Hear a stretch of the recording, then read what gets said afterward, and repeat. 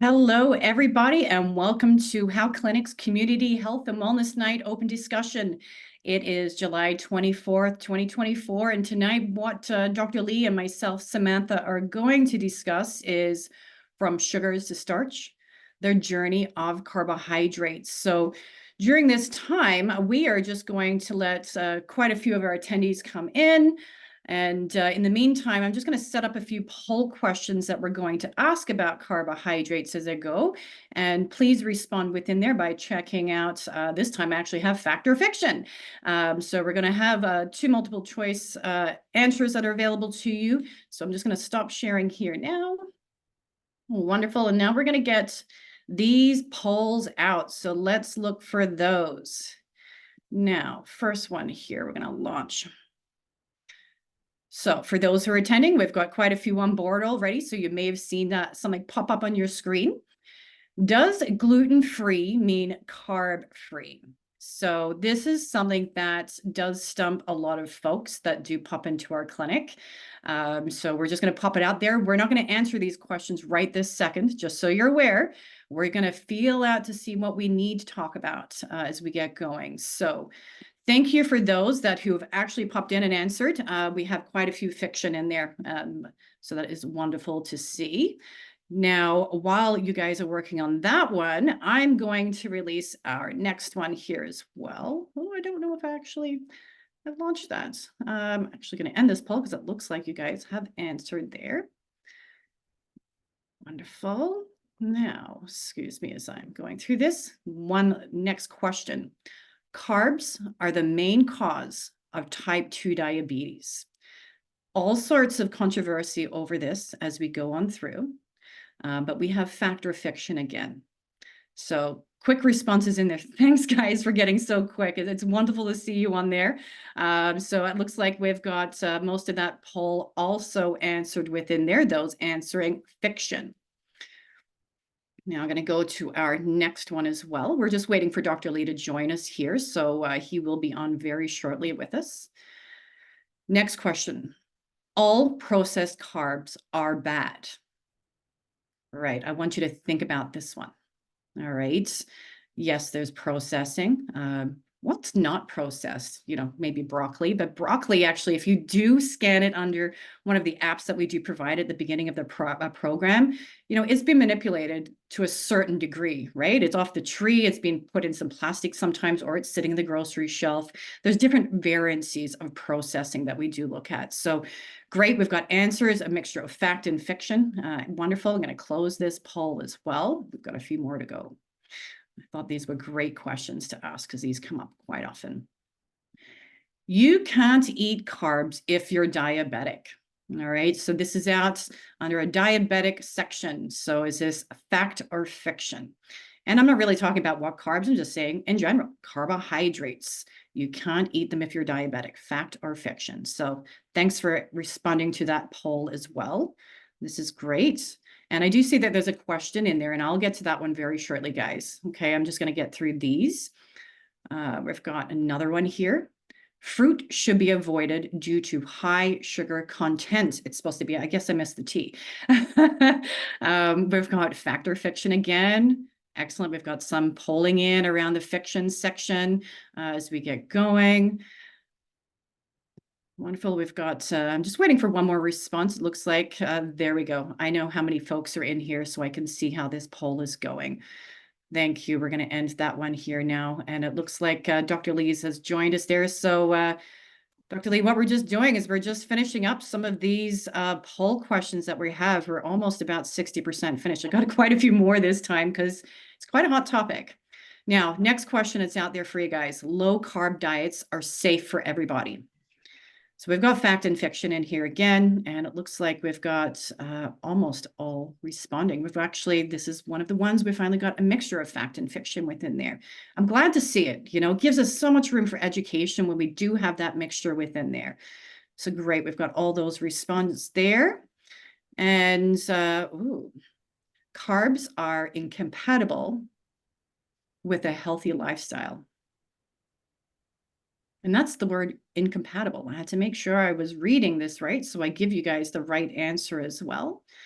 Looks like one of our patients or folks out here is thinking about that question. I got one more person in there to answer that up. It's okay if you're wrong. Nobody sees your answers. It's just there for us to fill in. So once again, carbs are incompatible with a healthy lifestyle. So I'm going to close this one down here. And if you haven't had the chance to respond, we'll talk about it. And move in. Oh, yeah. I just love that. It makes me giggle because carbs are addictive. This is the title of that. Are they addictive? Fact or fiction?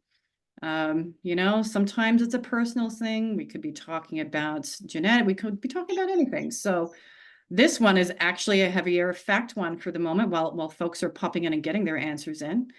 We have some fiction in there as well. I'm gonna close this one down. We're gonna go into, looks like we've only got one more left here. You should cut carbs to reduce belly fat. Okay, so we've got fact or fiction in this one here as well. It's okay to take your time. All right, we will get back to those responses. Just think a little bit within there. Is carbs the way? Is there other things as we get going? So it looks like we've got everyone responding in there, and I appreciate going through those polls. We're going to actually touch base over a few of these questions as we go through and answer them for you. So just wanted to let everyone know, hey, Dr. Lee's in the house here, so we can say hi to him as we go through. And I'm just going to look at this.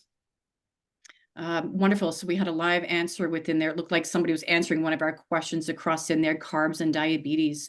You're right. We're talking about carbohydrates, diabetes, non-diabetics. We're going to talk about insulin resistancy. Dr. Lee let me know also we're going to talk about glycemic index and insulin index. That was something that I didn't prepare for within my outline throughout the week. It was he dropped that in there. I thought it was a great idea. So what I'm going to do is I'm going to hand this over to Dr. Lee, and we're going to start our discussion here on sugars itself to carbohydrates, starches to sugars, carbohydrates. Awesome. Okay, so I just got to figure out how to share this. So my talk, this one's gonna be a little more sciencey, just because we got to talk about the macronutrients, and we've done fats, we've done proteins, and we're now going to do carbohydrates, and you guys will know pretty much everything, right? But it's important to understand carbohydrates, because obviously it's a big portion of the calories we eat. If you look at the Canadian food guidelines, they used to be 65%. But nowadays, with the latest guidelines, it's reduced quite a lot, actually, 55, 50%. I can't remember the exact number, but it's trending in the right direction, to be honest with you. And everybody knows, because the reason why they know carbohydrates is because when we try to lose weight, the first thing we do is cut carbs. And I think there's been a lot of information with respect to the ketogenic diet as being a good source of sort of good way to lose weight. And it's, if you look at the data of weight loss, the low carbohydrate diet, it's actually the best way to lose weight in terms of velocity, how much weight you lose and time you lose. There's actually some Scandinavian countries that adopted a dietary guidelines of low carb, higher protein diet too as well, right? And I think Sam was mentioning, all the myths and stuff like that. A lot of times these kind of blanketed statements and stuff like that can harm the perception of certain macronutrients, right? And so, to be honest with you, every macronutrient is important. Obviously, you do need all of those macronutrients, but what is essential to life? So if you listen to our last webinar, carbohydrates are actually not essential to life.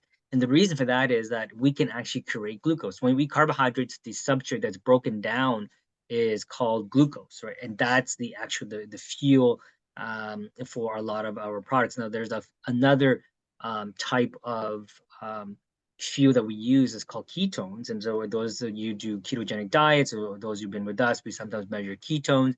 And those who know that, who knows individuals who's had a diabetic ketoacidosis, that's basically a severe form of ketoacidosis where they have high sugar and high ketones. and there's no glucose going into the system, right? And they have a significant metabolic derangement. What happens when you have high glucose? You got to pee it all out, so you get sweet urine, and so they get very dehydrated very quickly too as well. And they get very, very sick. It could be lethal, these ketoacidosis. And so when you do a ketogenic diet, for most of us who are not diabetics, you're going to be okay. But but also remember, everything we do, there's always a limit and threshold of harm.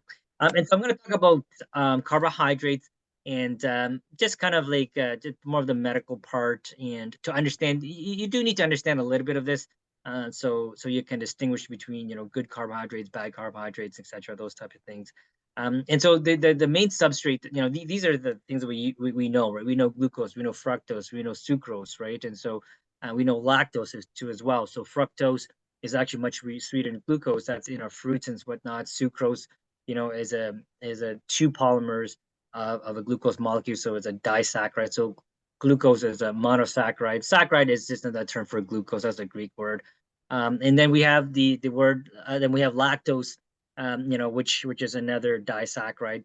And so when you combine these little monosaccharides to multiple chains, multiple units, for example, like the sucrose, let's say you can add to the sucrose and lactose together. Let's say you can combine that, and you get like oligosaccharide, so more than one, right? A few basically. But then if you keep adding those together, you get complex starches, right? And so basically, each one of those pentagon shapes is a glucose molecule. We keep adding to them into a chain, branch of chain, becomes starch. So glycogen is stored via like this, and glycogen is in our muscles and in our liver, right? And so the majority of it is in our muscles, and a good about 700 grams is also in our liver too as well, right? And when we eat potatoes or very starchy foods, this is what we think about, right? And so potato chips and stuff like that too as well. So whether it's refined carbohydrates or complex, good, wholesome carbohydrates, they are still complex in that nature too as well. Obviously, sorry guys about the telephone there. Obviously, it's not going to be this equivalent with respect to nutrients, but the molecular structure are very similar in that respect. And so what's the purpose of glucose? Well, we need energy, right? Glucose is a substrate that is broken down further for the cell to create what we call ATP, adenosine triphosphate. And the triphosphate, that means three of these phosphate bonds. When we break them, that releases the energy, right? And so, when food is made in terms of like plant-based, animal-based stuff, we're creating something. So we're storing energy. So in order to extract it, we got to break it down. So that's what our gut, our cells are for. It breaks it down, it gives us energy, and the currency of energy in our body is ATP, adenosine triphosphate. It's not the only one. The ketones is too as well. So but predominantly 99% is ATP. And so what we have here on the left side the carbohydrates. It gets broken down. It goes through this process called glycolysis, pyruvate oxidation, citric acid cycle, and this oxidative phosphorylation. If you're able to go through the entire chain of processes, you will maximize your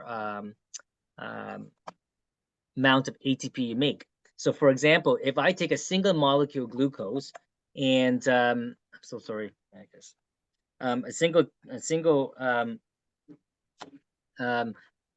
glucose molecule, and you are able to go through the entire process, you get the maximum amount of ATP, which is about 38 for a single molecule glucose. If I take a fatty acid, which has 6 chains of carbon and very similar to a carbohydrate, and I put it through here, but remember, it's the fatty acid gets broken down in later part of the entire process, and you make a little more because just because of the way the structure is, and so you get about 44 amounts of ATP. So the same amount of carbon chain in fatty acid versus carbohydrates, you get a little more energy out of it too as well. So if you take protein and you break it down and it goes through the process, obviously it goes later. You can see it goes later into this kind of extraction chain. you get only 4 molecules. And so very little, right? So you get 4, 44, and 38, right? So in between two as well. And so that's why the body likes carbohydrates. So your brain, if it has a choice, will always want uh, glucose as its source. It's easy to break down. It goes through this entire process, and it takes more work for you to break down fatty acids. It takes more work for you to take down some amino acid too as well.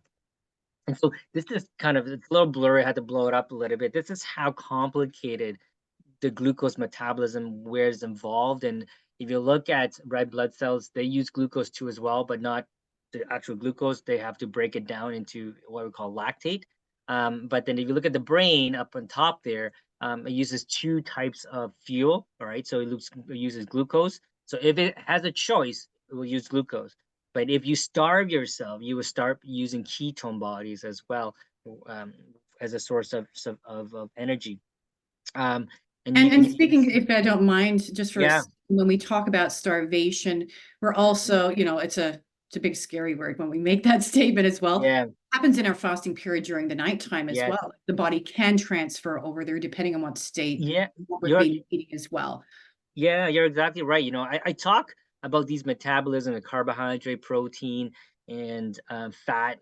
It seems as if they were in silos. They're not, right? You have all these happening at once, one to a more varying degree than the other. And so, if you like, for example, this today, I fasted from, I don't know, it was like 9 o'clock till around 2 o'clock, 1 o'clock.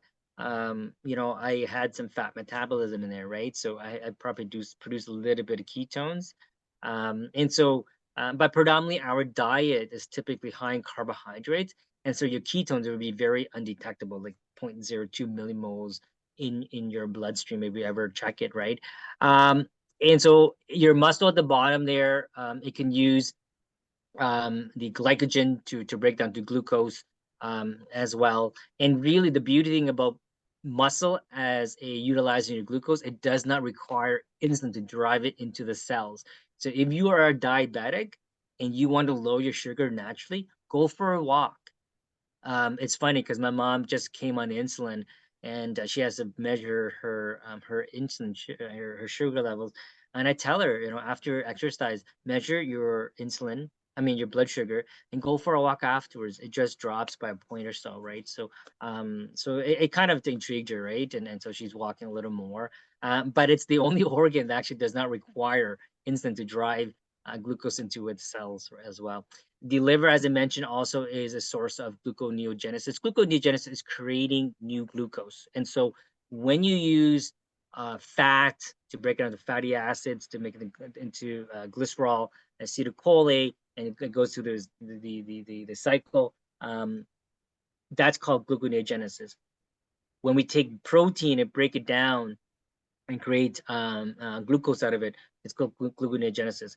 That's the purpose of the liver. The purpose of the liver is to create glucose, and there's a hormone that's involved called glucagon, and which increases the blood sugar, and insulin lowers the blood sugar, and that's why we use insulin in diabetes, right? People with insulin resistance, we give them exogenous or external insulin for that. And so here's the caveat: if you are doing a ketogenic diet and you're eating a humongous amount of protein, you will stall your ketosis. The reason for that is that you're creating more glucose. You're converting the protein to glucose and converting some of the fat to glucose. And people don't realize that, right? And so you have to actually be careful how much protein and fat you eat as well, even though you're eating a low carbohydrates. And typically, when we talk about a ketogenic diet, it's less than 50 grams per day. Some people will just need less than that, even actually 20 grams of carbohydrates too as well. But as you can see, this is how complex, this is how many pathways, this is just a simplified version that the body wants to create glucose. So it's important to understand that. And so for those who ever have done a ketogenic diet for a very long time and were very successful in restricting carbohydrates, when you eat carbohydrates, you feel different. You feel more energetic right away. And that's because it's so easy for the body to create excessive amounts of the ATP the energy molecule, right? And so, as Sammy alluded to, this is a concept that we barely talk about. Everybody knows that glycemic index, right? When you eat a piece of fruit or you eat a protein, one will rise your sugar more, but that does not necessarily necessitate that it will increase their insulin as well, right? It's called insulin spike. So insulin drives what? Drives sugar down, brings sugar into the blood cells. And so you want a low insulin index food. You want a low glycemic index food too as well, right? Because usually they do go hand in hand. But you can see here the different types of food and the glycemic scores and whatnot. And so I'll just pick up a few here. We have like Special K cereals. I'm not a big fan of cereals, and my kids love it, right? So I mean, but look at the glycemic score, right? Is 70, and your insulin score. So it drives your insulin really high because it just wants to lower the sugar. And what are some of the variables that increase the insulin score? Is the rapidity how fast your glucose score skyrockets, right? And so the more refined food you have, typically your insulin score, how much insulin rise as a consequence of eating the food, is somewhat proportional. It's not directly proportional. There's obviously lots of factors that play in that, how good your insulin is, your pancreas is, how good you chew, you have a good gut, what's your gut microbiome, the time of the night, the time of day you're eating it too as well. And so that's kind of the other thing to think about too. So I don't expect individuals to go and look over the insulin index. Just understand that when we eat food, the rise in sugar will cause a rise in insulin to compensate to lower the blood sugar too as well. What about French fries? I mean, we love French fries, right? Look at that, right? So deep fried food tends to have a high rise, and so you can see here the 71 here, guys, with the French fries and then the insulin. But you look at brown rice, it's very interesting. It can rise sugar, but relative to the insulin rise, it's not as high. Why is that? That's fiber. Whereas a food with fiber tends to blunt the insulin rise, right? And allows us to digest it over time better. Even brown pasta. So these fiber foods, there's a bit of a common theme there, lowers the insulin score over time. What about protein, right? Protein is a common food that we eat. Obviously we don't think about protein causing our sugar to go high, but look at it. When you eat protein-rich food, you have a glycemic score. It's pretty much the same. You eat eggs, it's the same as all bran. All bran has a lot of fiber, right? But it has a very low, obviously, insulin score too as well. What about cheese? Very similar to as well. The cheese here, you guys can see. But look at there's differences between the meat themselves. So beef, a lot less. Some of the things that I love to eat are kind of fish. You can see the insulin index. The glycemic index is low, but the insulin index is high. It could be related more to the fats too as well. But overall, if you're not sugaring, you're not creating a big insulin spike. I mean, sugar spike. You're not really going to have a big insulin spike. What about our vegetables? Our fruits that we eat. The more ripe your fruit, the higher glycemic index, the higher the insulin index typically, right? So, for example, I have a very ripe banana here. I should You have eaten a few definitely days do. ago. It has over 50 grams of sugar, guys. Over 50 grams of sugar. So, I typically eat mine a lot more yellow and green. Doesn't taste as sweet, but the glycemic index is different too as well. So that's very important. A lot of people love popcorn, right? As a snack, as a go-to snack to kind of, it's better than chips for 100%, right? But it does help. Here, I don't know, 52 for chips. I thought it'd be a lot higher, but popcorn is 62 here. But you can see the difference in terms of insulin index. It is slightly different too as well. Some of the foods that we like to eat, the junk food that we like to eat sometimes, a chocolate bar, any Mars. This is Mars bar 79, 122. Our cake, even the glucose index is low, but look at your insulin index is really, really high. So really drives that insulin up. So, this just probably confuses everybody in terms of, another thing to worry about. Don't worry about it. The take-home message is that if you eat food really fast in large quantities, you're typically going to have a high glycemic index. And obviously, often that will lead to a higher insulin rise. If you have foods with fiber, you tend to have a lower insulin index, even though your sugars might be a little higher too as well, right? So take your time eating, and be mindful, like eat until you're satisfied versus full. And typically, proteins will tend to have a lower rise in both glycemic and insulin score too as well. And so that's all I have for carbohydrates. Can Um, I take over there for a yeah, brief moment absolutely, and Sam. talk about Yeah, I'm gonna stop sharing my carbohydrates? screen. Yeah. Because we're just looking there at the glycemic index, we're looking at the insulin index, and they're a matter of fact of certain numbers, they can be hacked to a certain degree. How we pair foods or what we do to foods. And I actually wanted to show you a little carbohydrates, chickpeas.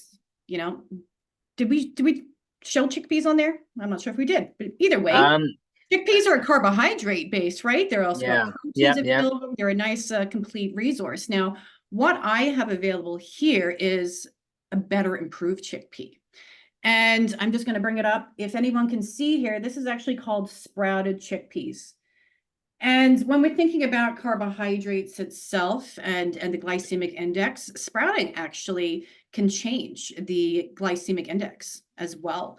But why I did that more or less, I like to kind of track that nutrition and be aware of it as I go, but it actually enhances nutrition absorption. So for yourself, when you eat a raw chickpea, you're only getting so much nutrition from this itself. But with a sprouted, you've actually increased a lot of this nutrition, especially vitamin B. We all talk about the B vitamins and trying to find them as it goes, but it's the minerals and the antioxidants. It increases the protein content. So that's also a nice element. I don't have percentages on this. This is just kind of a little bit of information I can share. Okay, let's really get to the main reason I did this. I can't tolerate a lot of beans. My gut does not respond well. I think it was last week or a week and a half ago, I had lentils 2 days in a row. And I don't know, Dr. Lee, I was standing in the room, my gut was just turning. I was upper, just making a whole bunch of noise. I'm like, okay, I got to figure this out. When you sprout these, it actually changes how you digest it.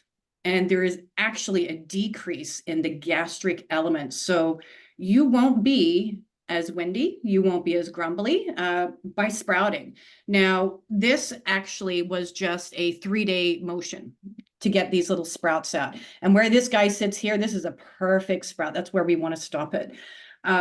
What I did was put some dried chickpeas in, just put it down to about a 1/8 of it, filled it up with water, and put it in my cupboard for 12. Actually, I put it in my fridge. Let's tell the truth. I put it in the fridge for 12 hours.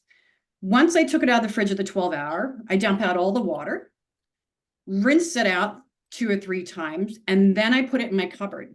And it sits in my cupboard and sprouts. And twice a day, as the sun comes up and the sun goes down, I do another rinse out of it.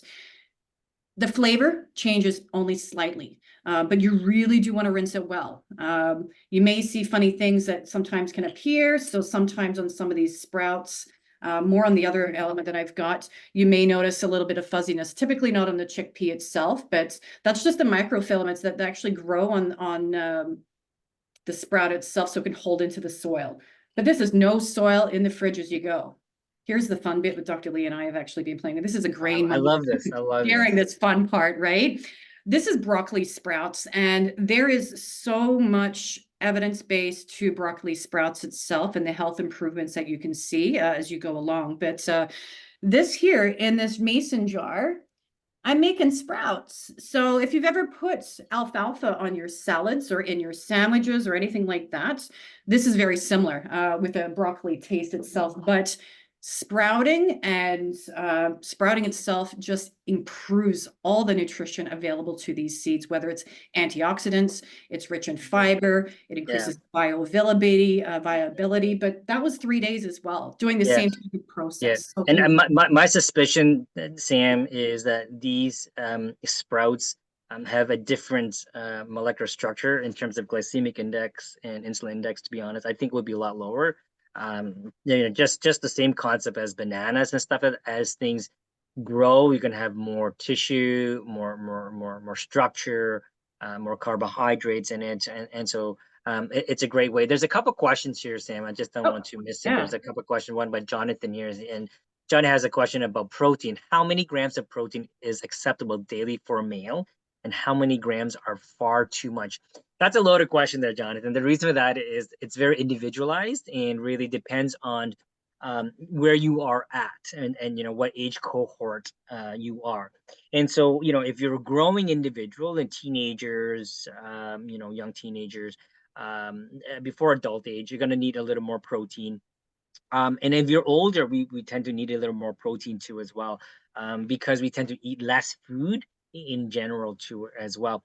And the other thing that would depend on, Jonathan, is what's your purpose? Are you just wanting protein to maintain, or you wanting to build lots and lots of muscle? And how dedicated you are? Are you a bodybuilder? For example, if you're a bodybuilder, you might want 2 grams of, 1.8 to 2 grams of protein per ideal kilogram, right?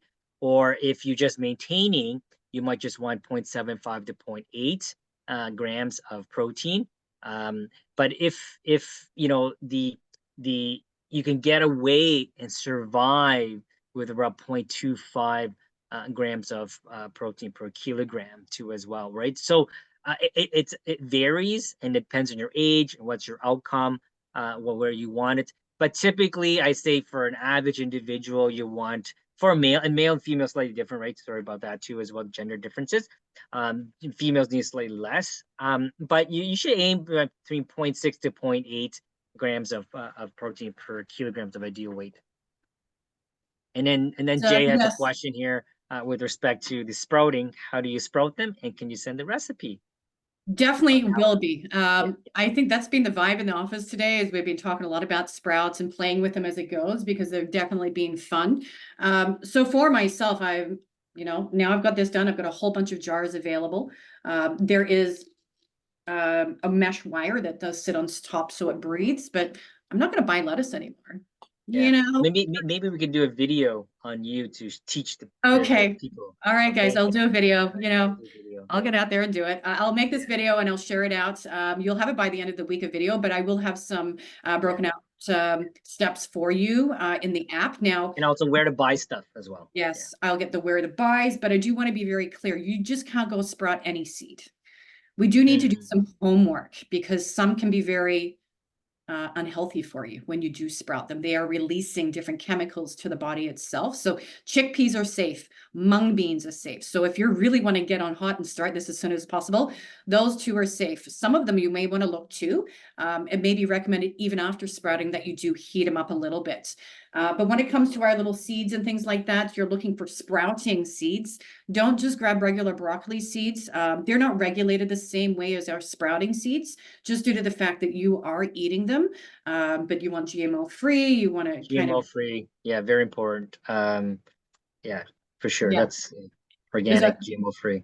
you really want to look at those highlights. So, Amazon, I ordered over the weekend because I knew I wanted to show you guys this. And the next day I had it there and started sprouting immediately.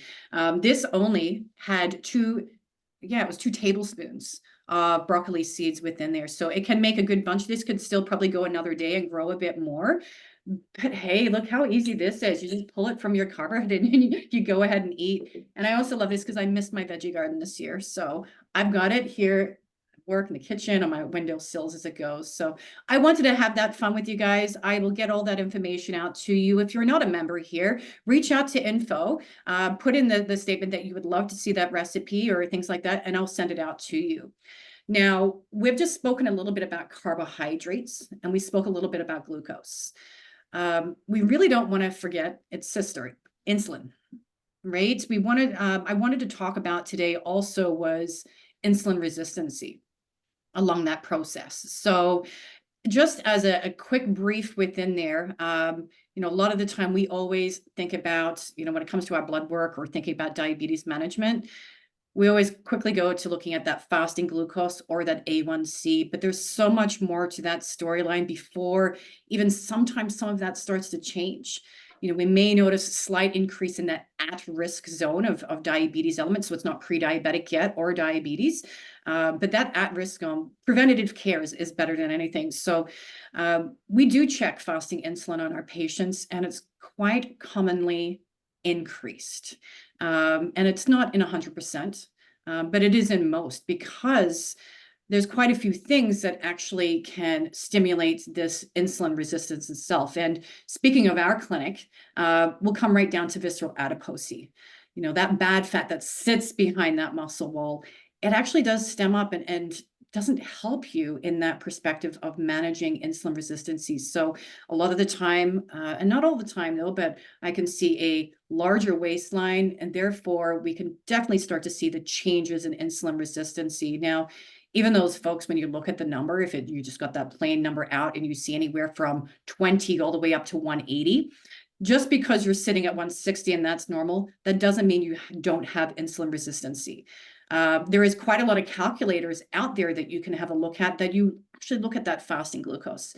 And even if it was 5.4, which is normal, and then we have an insulin resistancy, sorry, not an insulin resistancy, a fasting insulin level of 80, that's actually showing early signs, or maybe even getting into a little bit heavier, moderate signs of insulin resistancy. And what that means is that your cells are not responding well to the glucose, because that insulin can't open the door. Dr. Lee already mentioned that muscles itself can uptake glucose, and they don't need insulin for it. But our other cells will require a key to come in called insulin, and that goes up to open your door. And on occasion, it's resistant. It's not quite working well. So what is going to happen is the body will actually, it wants to keep your bloodstream nice and clean. It's going to send up more insulin.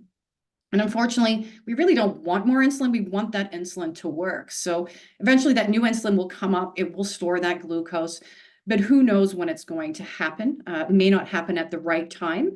May happen later on in the day when, you know, you're not expecting it to be stored. So some of the things that I do talk to our patients about is, how do we take care of that insulin resistancy itself? And some of those things were looking at the foods that Dr. Lee had showed there, lower glycemic foods, lower insulin index foods as well, as you go along. But we need to actually look at that carbohydrate, would be the best elements. We need to give the system a break.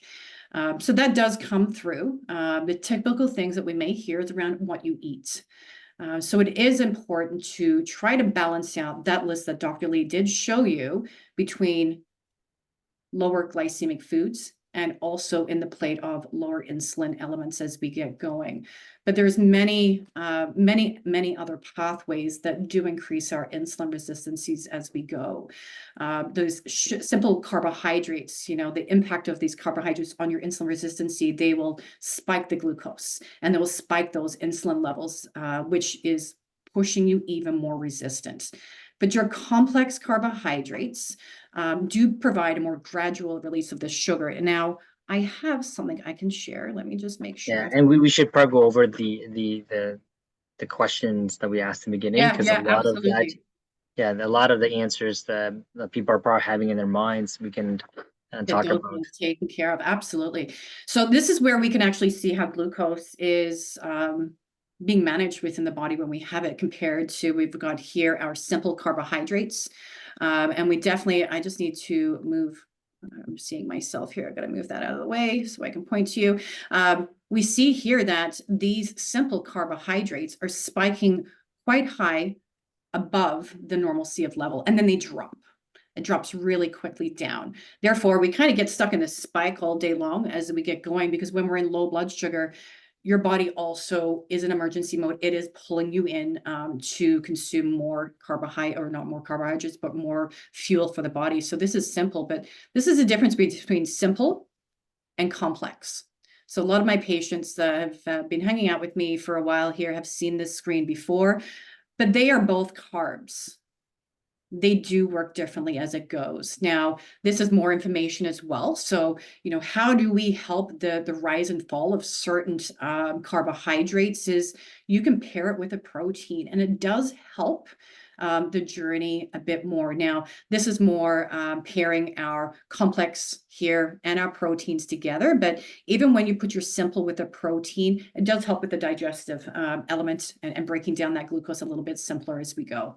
I just wanted to kind of share that one. Yeah, so when you eat protein, it takes about 3 hours or so to digest the food. Eat a piece of fruit, you have an orange and stuff like that. It's about 30 minutes. It's pretty much digested, and you're absorbing all the nutrients from it too as well. And so yeah, so what Sam is saying, it does help lower the spike in sugar because the body's got to break down in the gut into what we call chyme. So all your food that you break down, it gets broken into this mushy, pasty stuff, and it gets dumped into the small intestine. So when you eat protein, it's tougher to break down, and that's why your glycemic index is a lot, your insulin spike is a lot lower. It's for those individuals who feel like they get these swings. And so a good example is my wife. She's Portuguese, and they eat like a lot of carbohydrates. So they'll eat potato bread plus rice, and sometimes in one sitting, right? And so she always felt like she needed to eat every 3 4 hours, and she always states that your sugars are low. So I said, just measure your sugar, right, when you're feeling like that. And so her sugar is within normal range, like 4 or 5 or something like that. But what's happened is that when you eat a high complex carb, like more refined carbohydrates, your sugar blood sugar goes up, and your insulin traces it, and it goes back down. Then you get that rush, that low energy sensation that you don't have enough sugar. It's not that you don't have sugar, is that you're used to like a higher level of sugar. So you're not used to a low level of sugar. So you feel different. So 1 or 2 millimoles in your bloodstream can make that difference too as well. So practicing how to fast, practicing eating slower can mitigate some of that.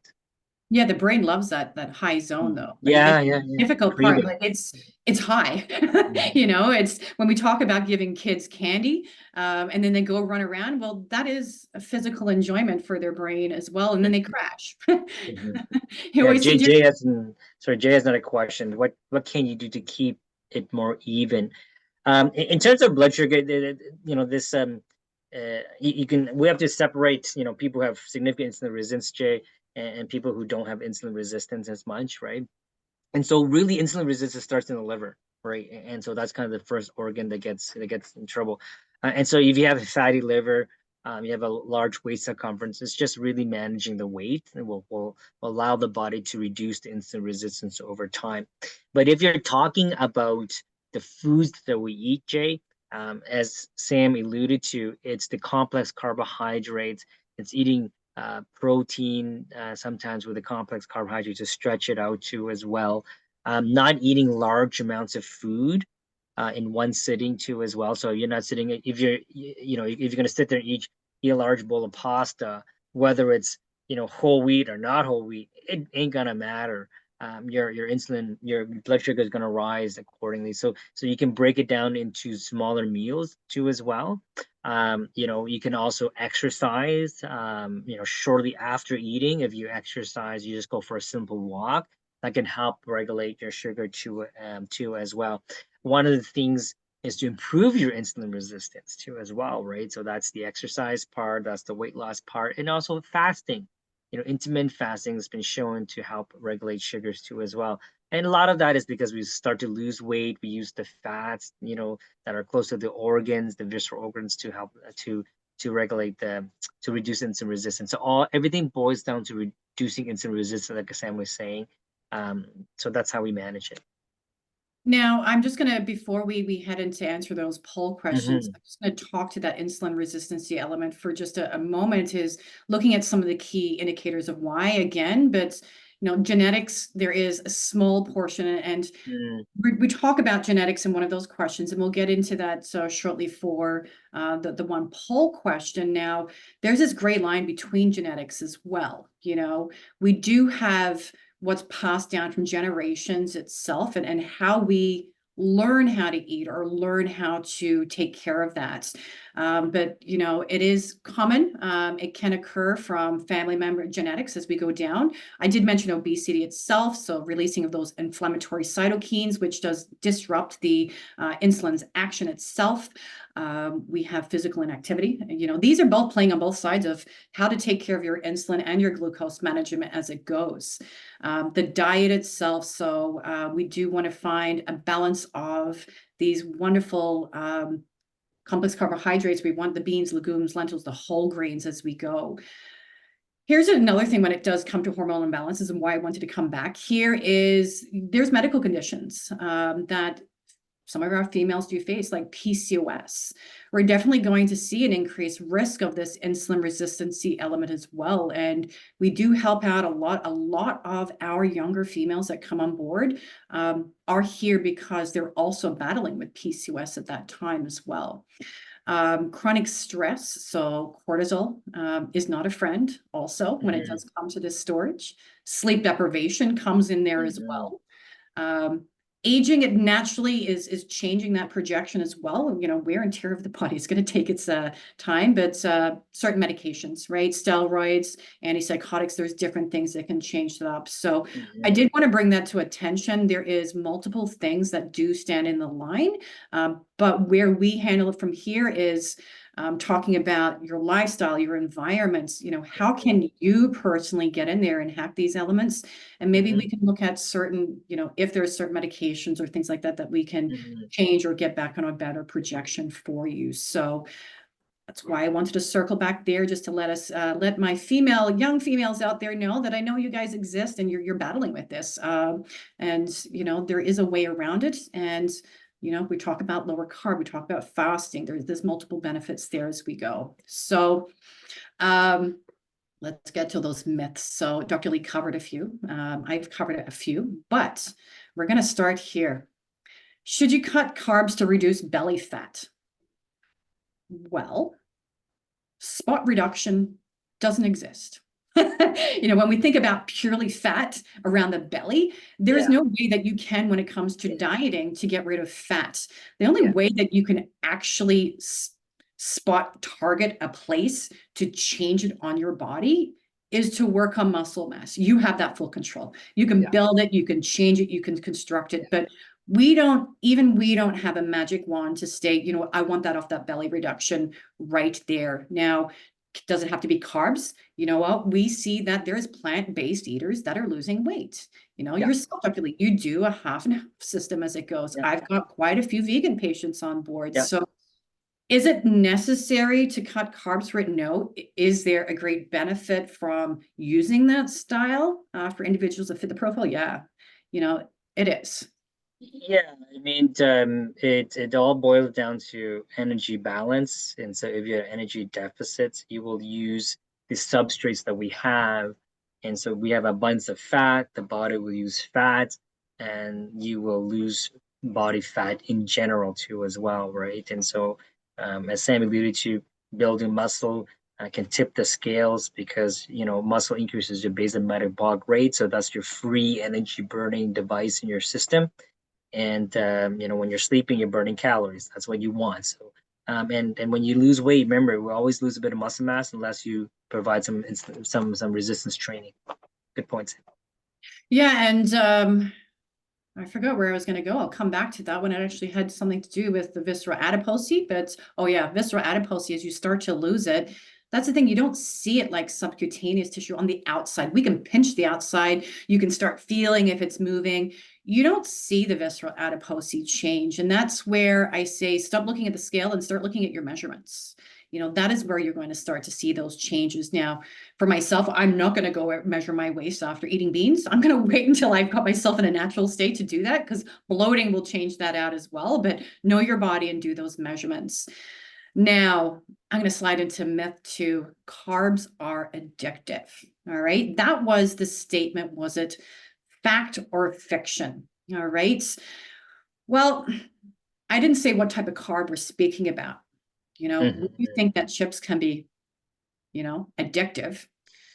but I haven't met anyone yet who's addicted to chickpeas itself. So can we really state that carbs are addictive? No. But depending on what carb we're talking about, the highly processed food element does trigger the brain very different than chickpeas. That's why we don't have the relationship with chickpeas and we Hmm. do as that goes. But these sugary foods itself can Hmm. definitely increase that whole crave and that whole addictive moment. But if anyone out there knows who's addicted to chickpeas, please let me know. I want to meet them. I know, Dr. Lee, you eat a lot of chickpeas, but I I've never do. heard you say that, oh my gosh, you're gonna bust into these chickpeas. That's be the bag of chips. Okay. No, I eat it for the health reasons. I mean, I like it. And it's good fiber, beans, lentils. I eat it all. But I'm not addicted to it. I just know it's good for me, so I make a conscious decision to eat it, too as well. So what Sam is saying is the more palatable the food, and there's a lot of engineering that goes into Pringles, right, and Lay's chip. That's why they say, but you can't just eat one, right? It's salty, it's fat, and so they create that. So the food that we eat tends not to be just pure carbohydrates, like a potato. Like you go eat a plain potato. I say how many you can eat, right? Having said that, though, that's the reason. So it's not addictive, although there is individual differences with respect to how we respond from a reward system perspective. So there's a psychological difference within individuals too as well.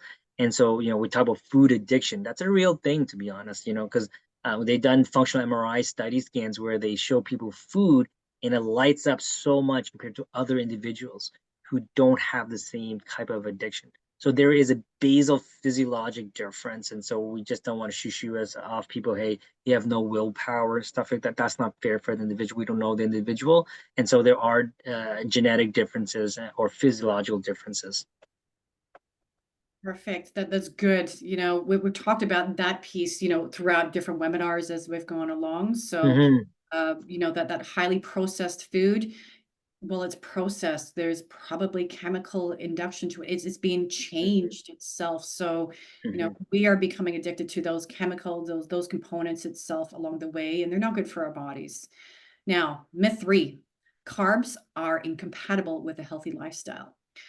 So, Let me carbohydrates. answer this. I want to answer this. Yeah, I will correct. answer You this. go ahead. Go ahead. Yeah, so there's a reason why I eat half plant-based. And so if you look at the blue zones, and blue zones are places, and you guys might have heard me talk about this if you've been with a webinar, are the places in the world that live the longest, have the most centurions, over 100 years old. And they conform to a very similar eating style. They predominantly eat plant-based, actually, and they eat low meat. They eat more fish.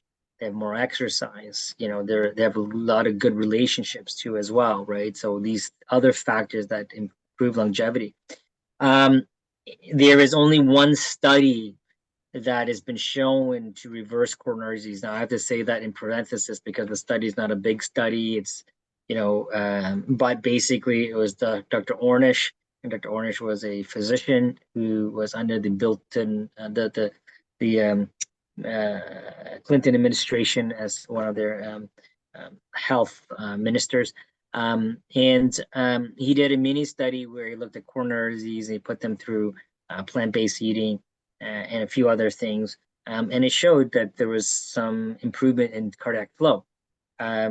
Case in point is also when you eat plant-based food, your blood flows better than you eat animal-based food. It becomes more sticky, and your vessels become more pliable versus more stiff as well, right? So there are benefits to plant-based food, and so from a longevity perspective, that's why I eat plant-based food. So, anyways, I can put it there. Excellent. So, But it carbohydrates doesn't mean you can't eat meat, right? So I mean, I still eat meat, I still eat fish. So. from our fruits, our whole grains, our legumes, essential vitamins, minerals, Yeah. fiber. Hmm. Pizza is important as we go. So thank you for answering that one.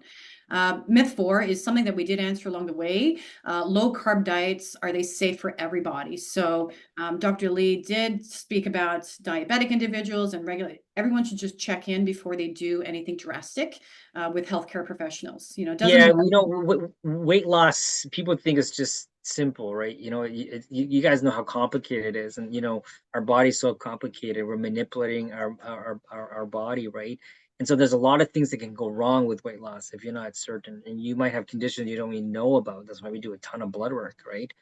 Um, but um, but obviously carbohydrates is not the only way to lose weight, right? Eating low carbohydrates, right? And like I said, it's the bottom line is a balanced diet that you can use carbohydrates as a tool, low carbohydrates. And typically when we eat low carbohydrates, what we do, we're reducing refined food, breads, pastas, and pizzas and stuff like that, right? And so these are processed food.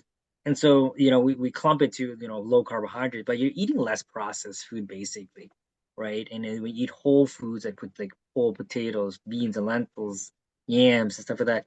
You can eat carbohydrates and still lose weight. You're going to be full, right? And the it's not as palatable as a pizza, so so you're not going to eat as much, so you're going to be a calorie deficit. So there's a obviously everything plays on each other, right? So it's not that simple too as well, right? And so when you eat a low carbohydrate diet, what happens? You eat high protein typically. So when you eat high protein, there's consequences to your kidneys: higher urea, high uric acid, which your kidney has to work harder. If you have any form of kidney failure, you should not eat super high amounts of protein. So you don't know until you get your blood checked for all these things, right? And so just be careful too as well, right? And sometimes we have the best intentions of eating like ketogenic diet, which is high fat, but then sometimes we're not the best in terms of discipline, and we eat bit of carbohydrates from time to time.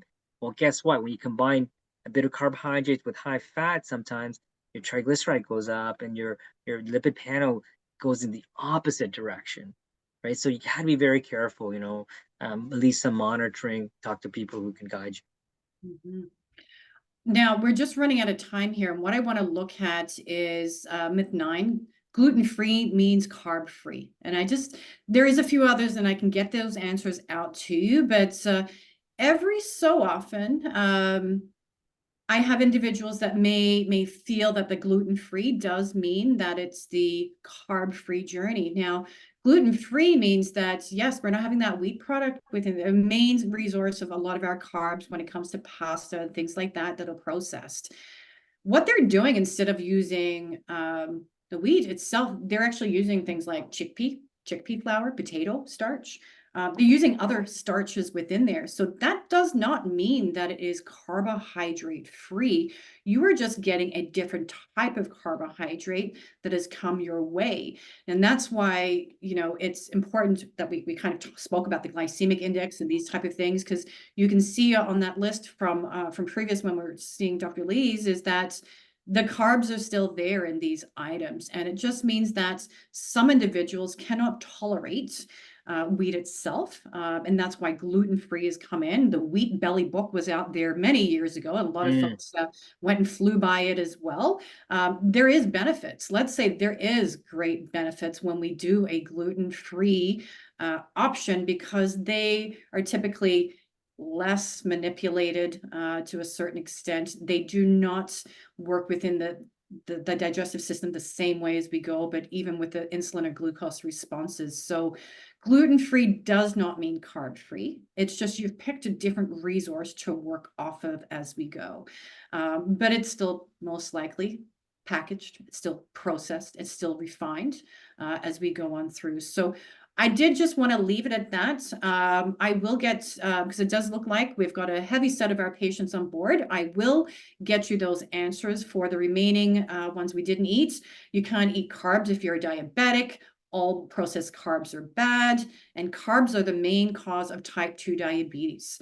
Well, I'm going to say just quickly, carbs are not the main cause of type 2 diabetes, because we now know there's different type of carbohydrates, and I'll get that answers over to you as you go. So I hope that you were able to get a little bit more information over the hour today from Dr. Lee and I around carbohydrates, not to be too afraid of them, but not to also always avoid them as we go. Next month, for our webinar, when we're looking into August, it'll be the last Wednesday of the month. We did move this one a little bit earlier, but we are going to talk about fasting. I've had a lot more people, which is lovely, come to me to talk about fasting. It's something that I usually will introduce as a beginning phase, towards the first month or so, just introducing your different ways within there. But it is so nice people coming to me and ask these questions. So it is a hot thing right now. We want to talk about it from the mouths of Dr. Lee and I. So it will be on fasting and answering all those questions in between. So you guys will get an invite to that. And I hope to see you guys then. And remember, not all carbs are bad. It's a balance. Let's make sure we are getting a wonderful balanced plate. And speak to us. We can adventure you through different eating styles here. It shouldn't stick to the same old boring one constantly. Day one should not look the same. And, end of month 12, you were a different person with different Mm-hmm. requirements. So Mm-hmm. let's bring it up in office there. So it's lovely seeing you guys. Thank you for joining us. Thank you. And we'll see you in the office. We'll see you online, and we'll see you at your next webinar. Take Have care, a good night. guys.